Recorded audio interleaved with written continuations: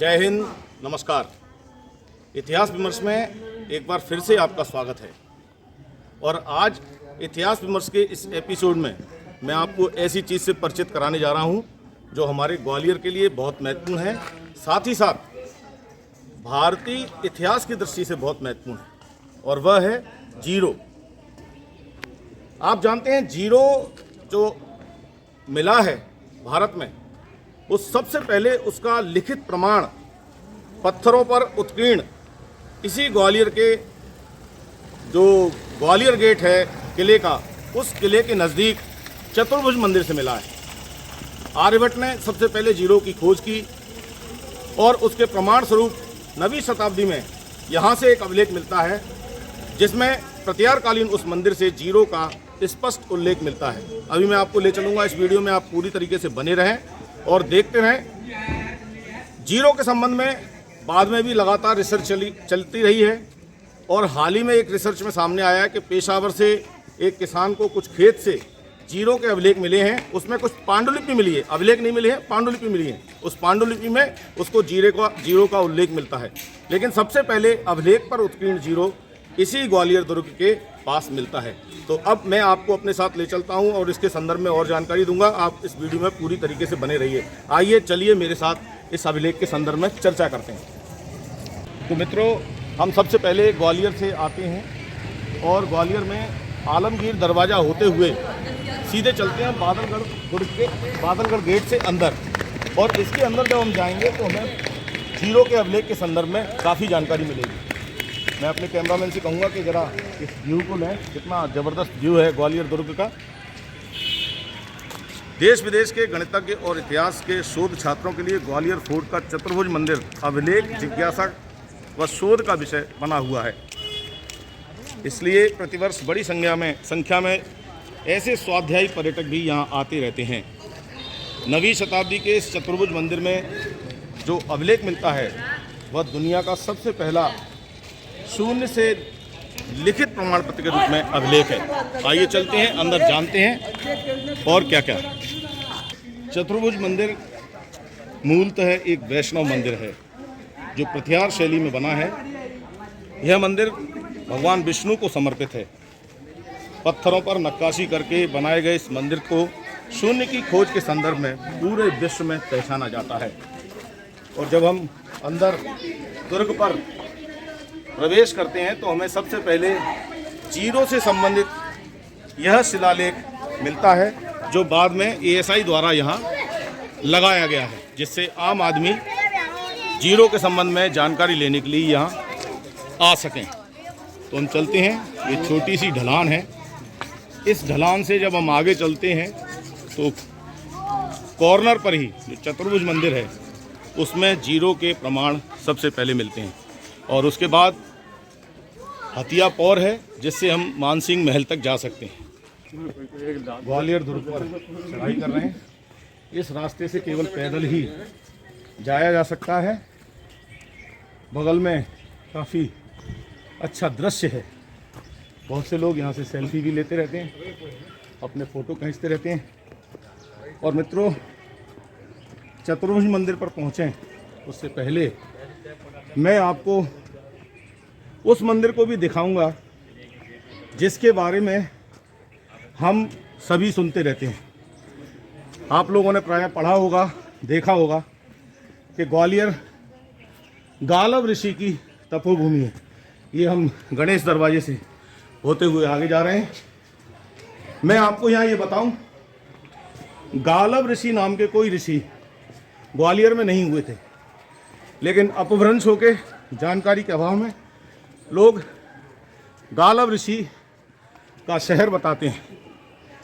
गोपाचल आख्यान में खड़ग राय ने सबसे पहले इस संदर्भ में चर्चा की है। उन्होंने कहा है, गोपाचले महादुर्गे ग्वालिपा यत्र तिष्ठते रिद्धि सिद्धि प्रजातारो ये नमंती दिने दिने। तो जो ग्वालियर के ऋषि हैं वे ग्वालिपा ऋषि हैं, ना कि गालव ऋषि। तो हमें इतिहास की दृष्टि से भी ऐसे महत्वपूर्ण जो प्लेस हैं उनके बारे में जानकारी ज़रूर लेना चाहिए केवल ऐतिहासिक स्थलों को देखना ही हमारा उद्देश्य मात्र नहीं होना चाहिए। और यही वो गालव जो ग्वालियर ऋषि हैं उनकी तपोभूमि है, लेकिन जानकारी के अभाव में आप जैसा देख रहे हैं इस साइन बोर्ड पर भी लिखा हुआ है श्री गालव ऋषि सिद्ध बाबा मंदिर, जबकि वो गालव नहीं ग्वालियर ऋषि थे। आइए आगे बढ़ते हैं और देखते हैं चतुर्भुज मंदिर के बारे में, जिसमें शून्य के अभिलेख को देखेंगे। और यहाँ से आप देख रहे हैं कितना विहंगम दृश्य है ग्वालियर का, जो प्रायः हम पत्रिकाओं में मध्य प्रदेश पर्यटन के पोर्टल पर देखते रहते हैं। इस दुर्ग के आधार पर ही ग्वालियर को एक विशेष पहचान मिली है। मध्यकाल में हिंदू स्थापत्य कला का ये बेजोड़ नमूना है। इसमें जो आप ब्लू कलर की टाइल्स देख रहे हैं, ये इस बात का प्रतीक है कि उस समय में भी ग्वालियर काफ़ी एडवांस था। ये पर्वत है जो गोपाचल पर्वत कहलाता है, और इसमें एक बावड़ी है जिसमें पानी रहता है, जो इस दुर्ग की पानी की समस्या को दूर करता है।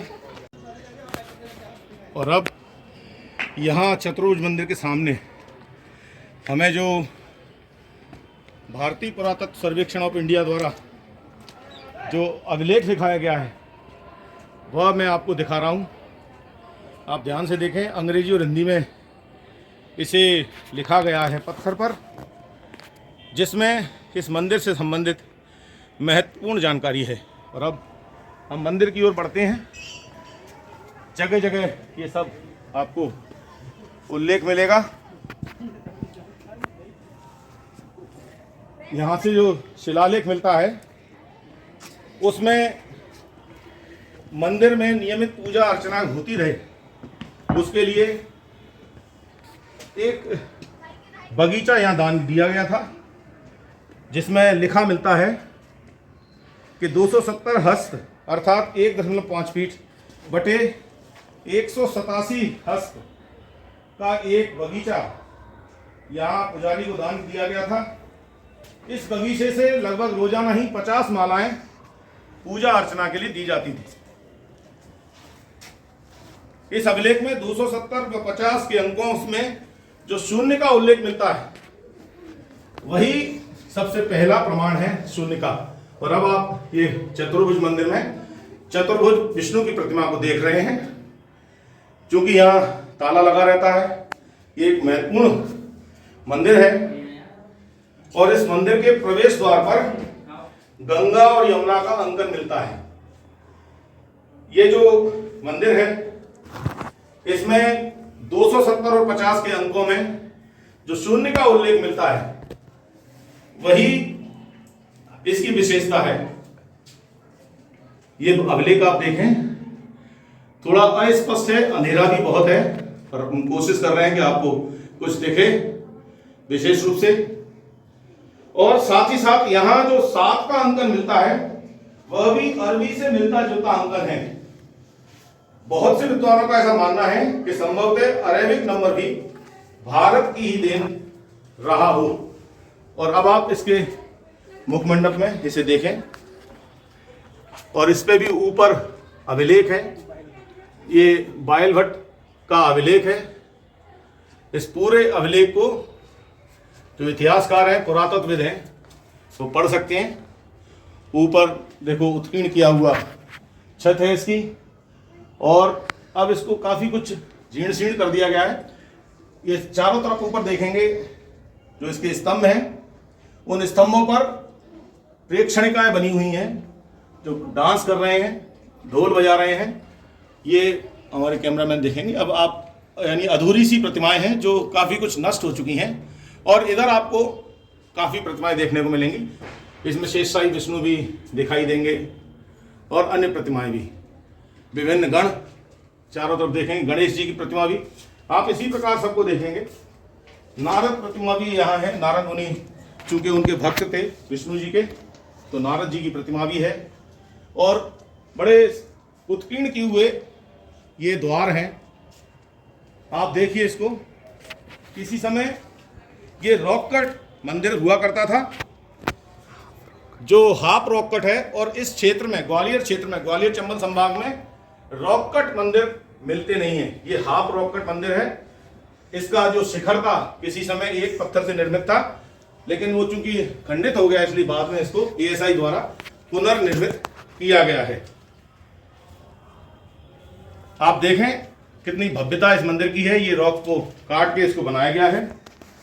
ये चतुर्भुज मंदिर 12 फीट अर्थात 3.7 मीटर वर्ग की योजना के साथ एक छोटे आकार का मंदिर है। मंदिर में चारों जो द्वार हैं वो नक्काशीदार हैं। इन्हीं के सहयोग से प्रवेश द्वार को बनाया गया है और उसमें अंदर प्रवेश किया जाता है।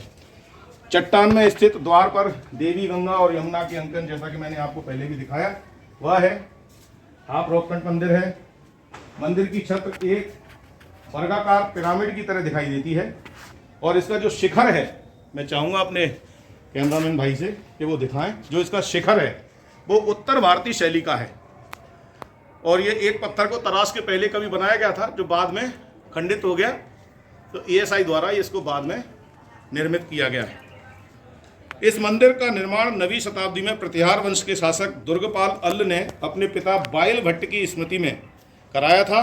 इस मंदिर का नाम बाइल भट्ट मंदिर के नाम से भी इतिहास में दर्ज है। उसी समय मंदिर के पुजारी को जमीन देने के लिए इस अभिलेख में उल्लेख मिलता है, जिसमें 0 का उल्लेख हमें मिलता है। डॉक्टर हरिहर निवास द्विवेदी जी ने अपनी पुस्तक ग्वालियर नामा में भी इसका उल्लेख किया है। इतिहासकार फिलिप्स जेंडेरिस ने भी अपनी पुस्तक द लार्ज नंबर्स में ग्वालियर से मिले शून्य के शिलालेख की पुष्टि की है। ये बहुत शानदार मंदिर है और इसके आधार पर ही इतिहास में जाना जाता है। और ऊपर ये जो मानसिंह महल की एक मीनार दिखाई दे रही है, इसी से जुड़ के बाद में ये बनाया गया था।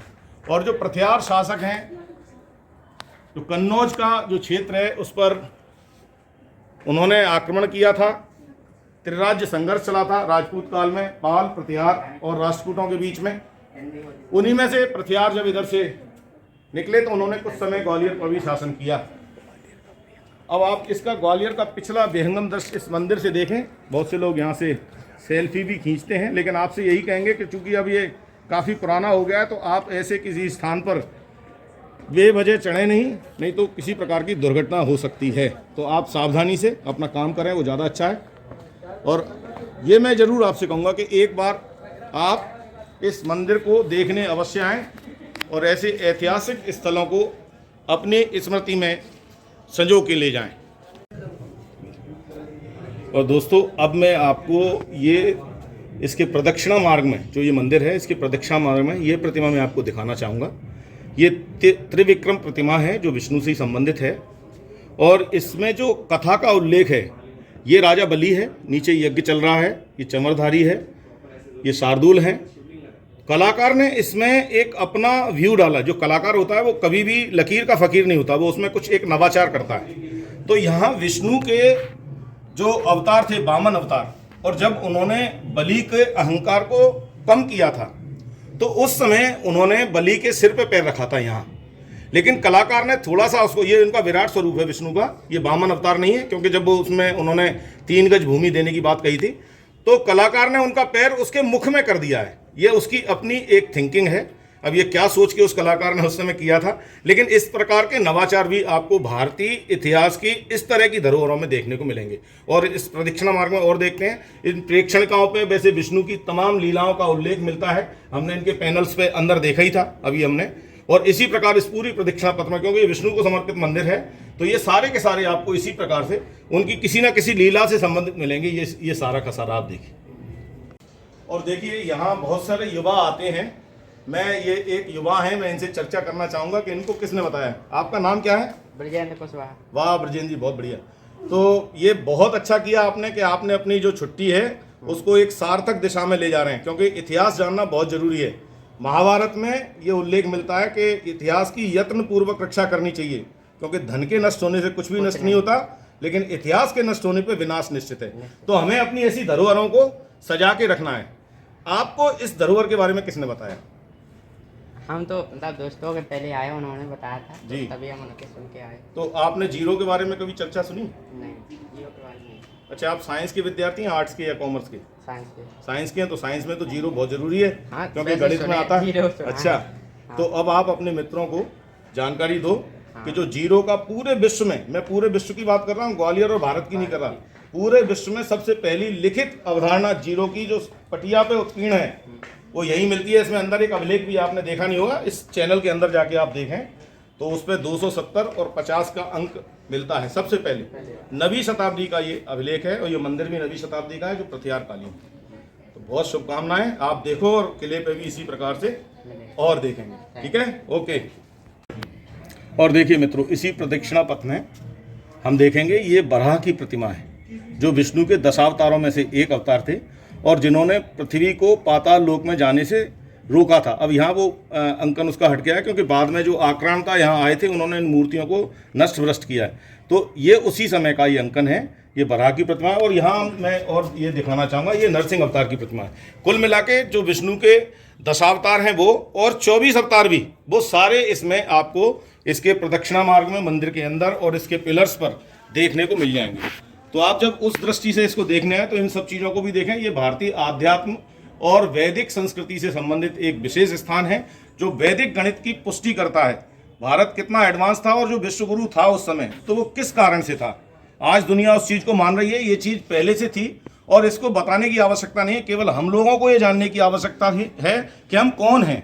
मैथिली शरण गुप्त जी ने अपनी पंक्तियों में कहा था, जो राष्ट्रकवि थे, कि हम कौन थे, क्या हो गए, क्या होंगे अभी, आओ विचारें आज मिलकर यह समस्याएं सभी। तो मैं समझता हूं आपको इतिहास विमर्श में आज की ये जानकारी बहुत अच्छी लगी होगी। आपने यदि अभी तक ग्वालियर का ये चतुर्भुज मंदिर नहीं देखा है, जिसमें इतिहास का जो महत्वपूर्ण शिलालेख है, जिसमें जीरो का उल्लेख मिलता है, तो आप एक बार इस मंदिर को देखने जरूर आएँ। इस मार्ग पर आपको पैदल ही आना होगा, क्योंकि ये ग्वालियर गेट से मिलता है। इसके आगे अगर आप चले जाएंगे, एक दरवाजा क्रॉस करेंगे तो आपको मानसिंह महल देखने को मिलेगा, तो आप उसे भी देख सकते हैं। किले पे बहुत सारे ऐसे ऐतिहासिक महत्व के स्थान हैं जिनको आप देख सकते हैं। मैं आपसे निवेदन करूंगा, यदि आप अभी तक इस चैनल से नहीं जुड़े हैं तो आप इसको सब्सक्राइब करें, साथ ही साथ बेल आइकन पर जाएं और ऑल के ऑप्शन पर जाएं, जिससे इस चैनल के माध्यम से समय समय पर मैं जो सूचनाएं आपके लिए लाता हूं, चाहे वो NSS से रिलेटेड हो, न्यू एजुकेशन पॉलिसी से रिलेटेड हो, पर्यटन से रिलेटेड हो, या एजुकेशन हायर एजुकेशन से संबंधित जो समाचार हैं उससे रिलेटेड हो, वो आपको सबसे पहले मिले जानकारी। और इस वीडियो को आप अपने मित्रों के साथ अधिक से अधिक सर्कुलेट करें, इसको शेयर करें। साथ ही साथ ये वीडियो पसंद आए तो आप लाइक अवश्य करें। कमेंट्स बॉक्स में जाकर आप ये जरूर बताएं कि आपको ये वीडियो कैसा लगा, ये जानकारी आपको पहले से थी या नहीं, यह भी आप लिखें। आपने इस वीडियो को पूरा देखा, अंत तक देखा, इसके लिए बहुत बहुत धन्यवाद। जय हिंद।